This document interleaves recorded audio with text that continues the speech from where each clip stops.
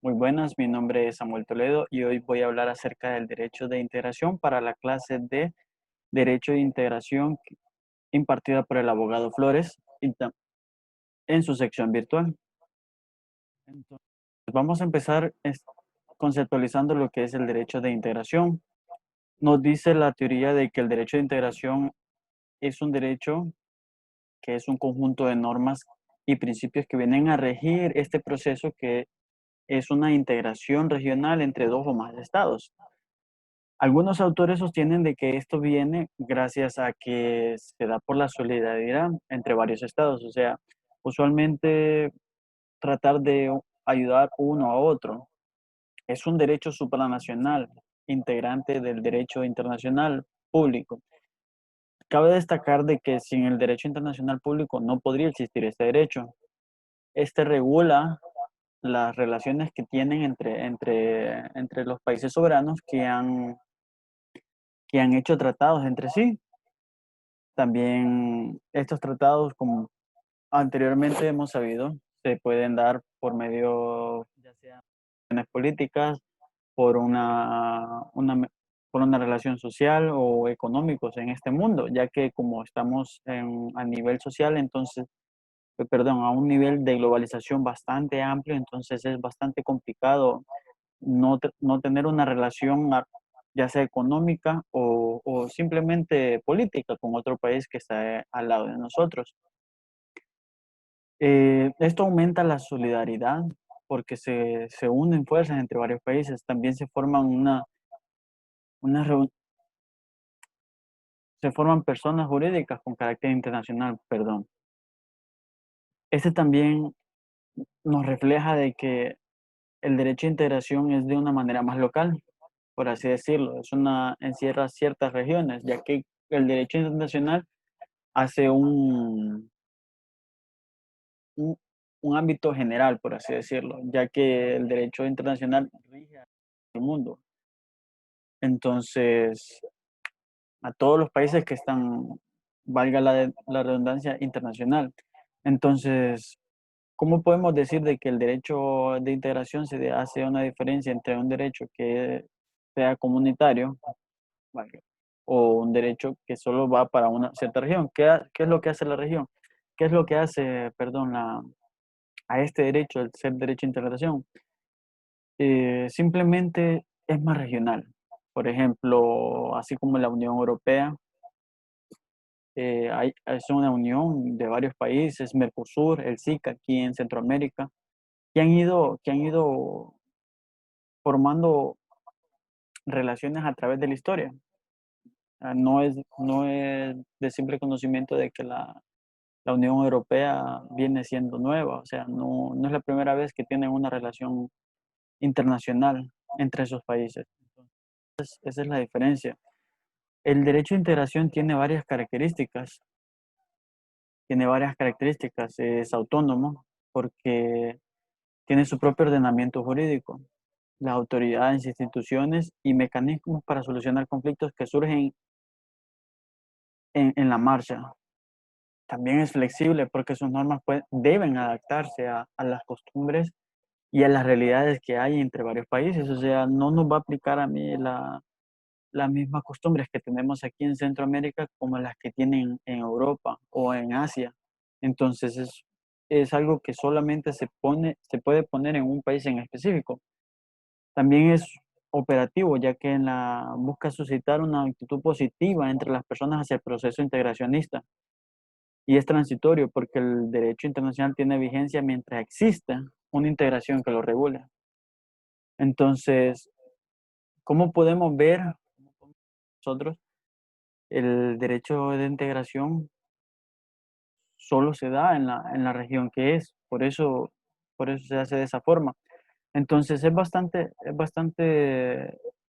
no, de una manera generalizada a referirnos al derecho internacional público, por así decirlo, pero el derecho de integración nos especifica una cierta zona, porque no necesariamente tienen que ser una cantidad de países que están ahí eh, para que pueda ser ejercido el derecho de integración. Por ejemplo, simplemente con el hecho de que Guatemala le pida a Honduras un libre comercio que tengamos, eso ya hace vigente el derecho de integración a través de un tratado. Entonces, el derecho, el derecho de integración a través de la historia ha sido, ha sido bastante nuevo, por así decirlo.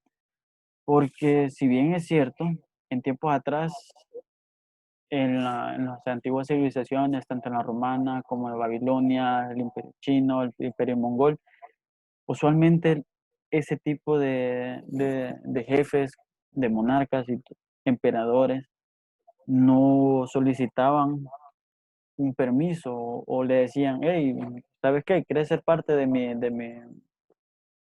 territorio? No, simplemente venían e invadían, hacían una guerra, proclamaban. A veces ni siquiera eran por un poderío militar o por un conflicto político, simplemente me dio ganas de atacar y punto. Se dieron bastantes casos de eso en el pasado. Entonces, esta integración es hegemónica, ya que no había una voluntades entre dos naciones, entre dos pueblos o civilizaciones, por así decirlo. Eh, hacen una integración, entonces a través de la historia se ha visto que la integración es algo que solamente se ha dado, perdón, no es solamente, es algo que se ha transmitido, se ha dado a conocer y se ha popularizado a través del siglo XX. ¿Por qué a través del siglo XX? Porque después de la Primera Guerra Mundial, de la Segunda Guerra Mundial, pues se dio a conocer lo que es el derecho internacional público. O sea, hubo un auge.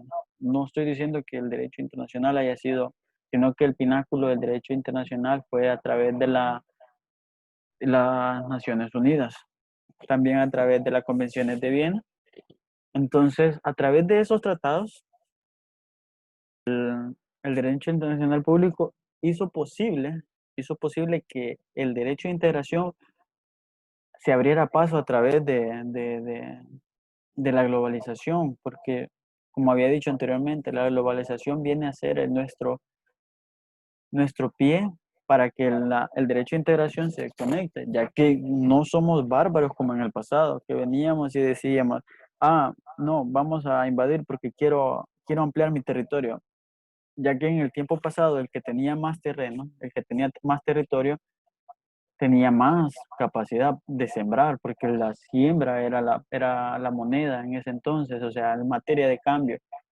La mano de obra, ya sea a base de esclavos o de súbditos que yo tenía, se podía realizar. Entonces, entre más súbditos tenía, mejor me iba a mí porque se, se puede, se puede mejorar a través, o sea, más mano de obra, mejor. En esta era de globalización, el que tiene más poderío económico, el que maneja los recursos, es el que puede, el que tiene la capacidad de gobernar a otras personas. Entonces, eso es lo que ha hecho que el derecho de integración a través del siglo XX sea más en específico.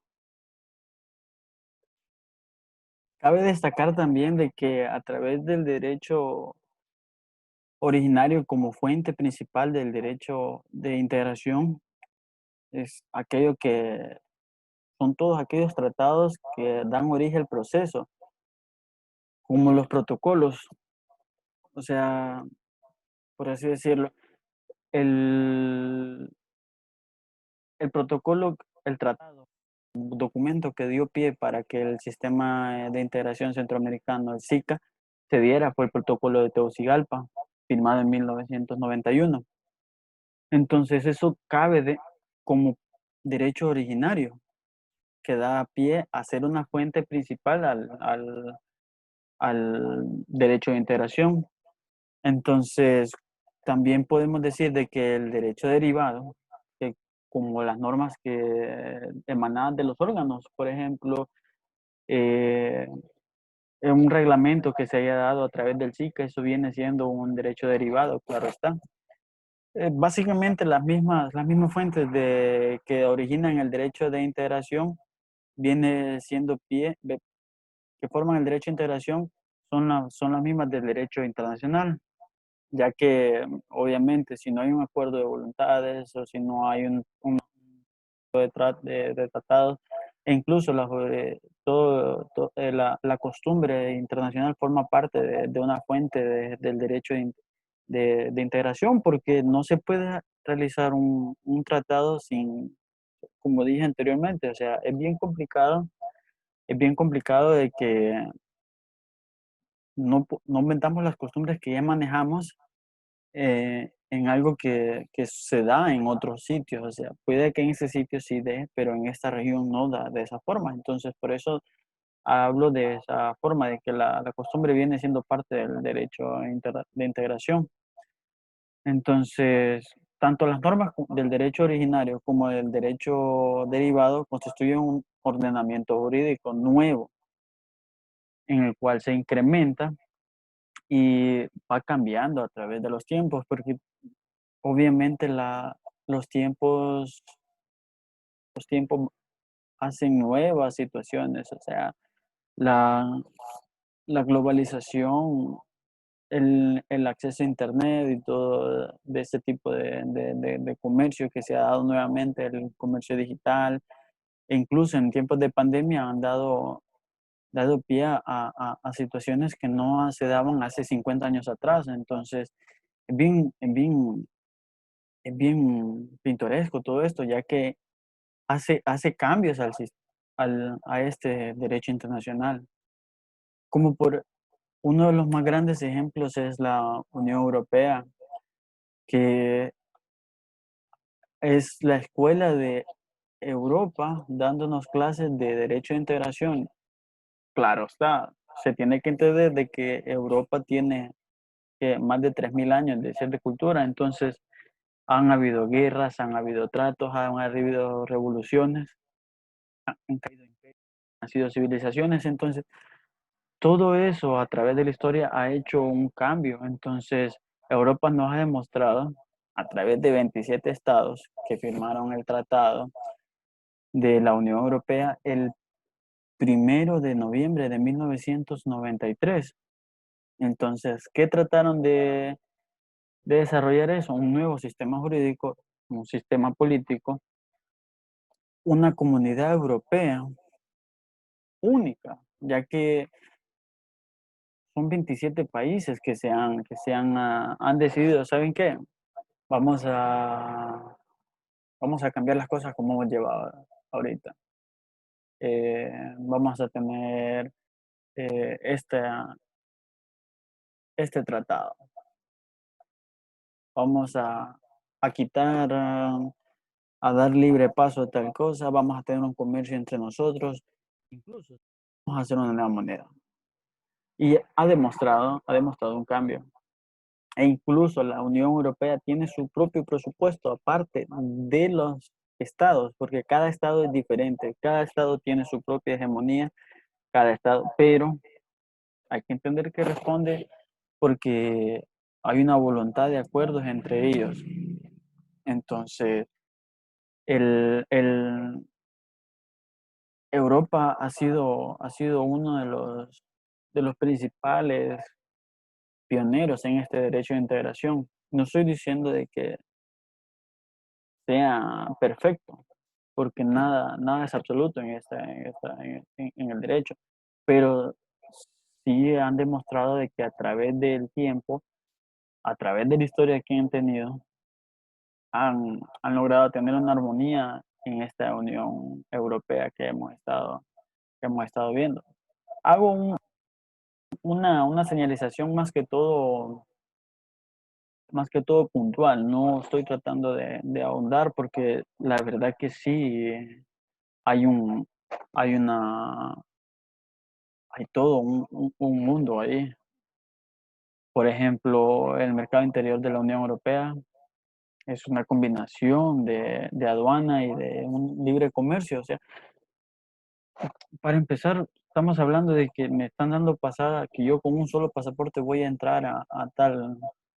a un país, o sea, voy de España y paso a Francia y de Francia voy a Italia con este mismo pasaporte, pero siendo sincero, o sea, si yo quiero ir a México, tengo que tener visa mexicana y de paso tengo que tener una visa estadounidense, pues si me dan ganas de cruzar, al igual que la visa canadiense, a diferencia de que si yo quiero ir a Guatemala, simplemente voy con mi propia cédula.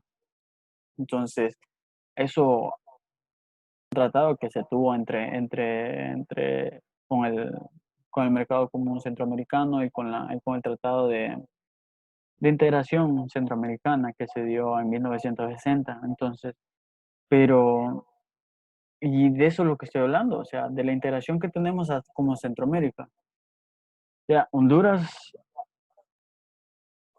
ha tenido una historia más o menos corta con el derecho de integración. O sea, una de las principales tratados de integración fue en 1960, que se firmó con Guatemala, El Salvador, Nicaragua y con Costa Rica. O sea, las 5 naciones están reunidas para decir, vamos a tener un libre comercio.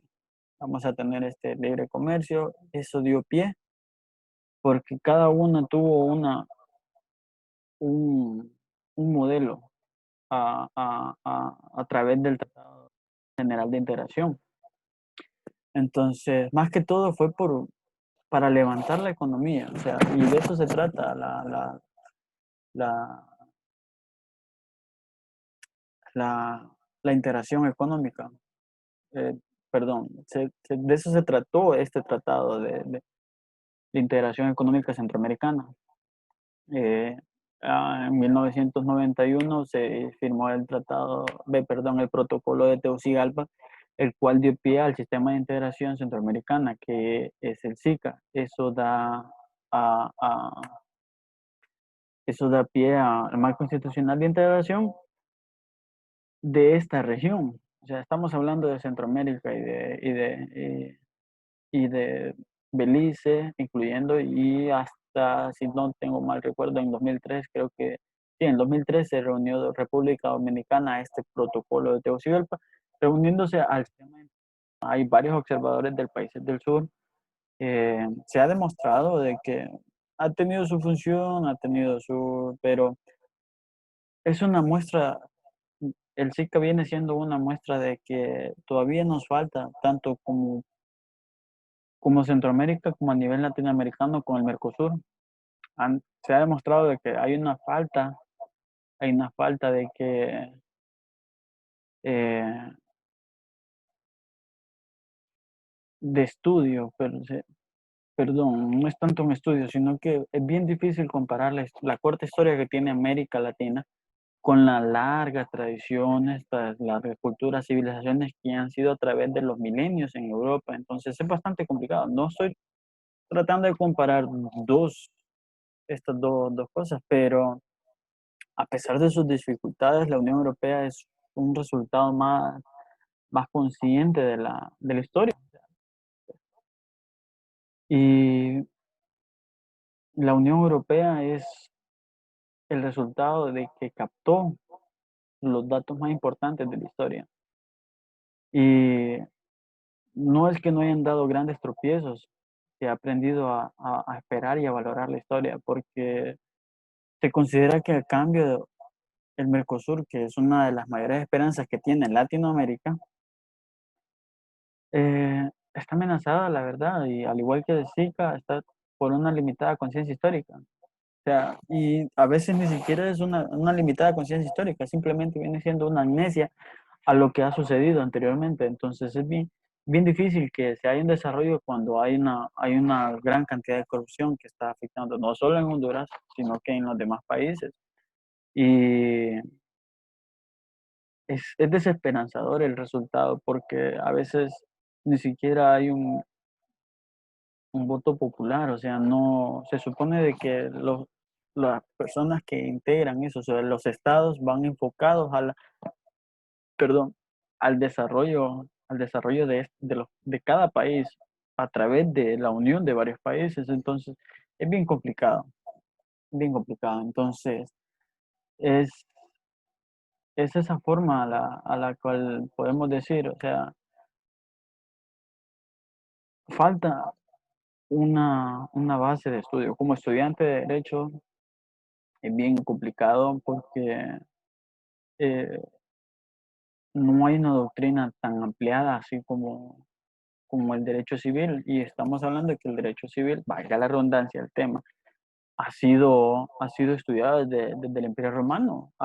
Y lo que dijimos en un principio, el Imperio Romano a veces ni siquiera venía y me decía, ay, ¿sabes qué? Unámonos, yo te voy a dar, o no, simplemente o son esclavos o te unís. Y eso ha sido eso. Entonces, eh, ah, esa falta de estudio, esa falta de integración, perdón, esa falta de manejo hacia el tema, ya que en estos tiempos es bastante imperante, ya que la situación de la globalización, la pandemia actual, entonces han dejado mucho que ver en la, en este derecho, en este tema del derecho de integración. Es bien complicado. Entonces, no trato de descartar la idea. Voy a finalizar esta presentación o esta disertación más que todo. No ha sido una presentación, solo he tocado a nivel general, ha rascado la superficie de lo que es el derecho de integración, de que hay que enfocarnos más eh, como país a mejorar, a tratar de integrarnos más, valga la redundancia, a este tema, a estudiar un poco a fondo nuevos medios o nuevos modos para que la integración económica, social, política de los países sea un poco mejor. Quizás que no seamos políticos, pero que sí generemos una doctrina más, más liberal a este tema. Entonces, con esto yo finalizo mi presentación. Pasen un muy excelente día.